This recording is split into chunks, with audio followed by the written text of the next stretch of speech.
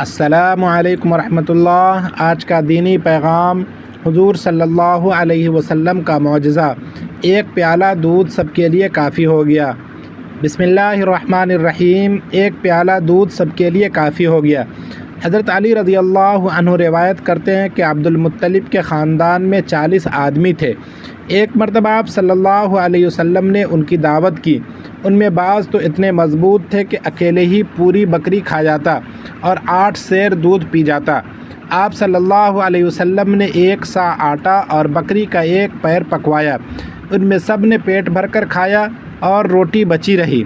फिर आप सल्लल्लाहु अलैहि वसल्लम ने 3-4 आदमियों के पीने के लायक एक बड़े प्याले में दूध मंगाया और सबको बुलाया। उन तमाम लोगों ने दूध सैर होकर पिया, फिर भी पूरा दूध बच गया। ऐसा मालूम होता था किसी ने पिया ही नहीं। बैहक़ी फ़ी दलाइलुन नुबुव्वा।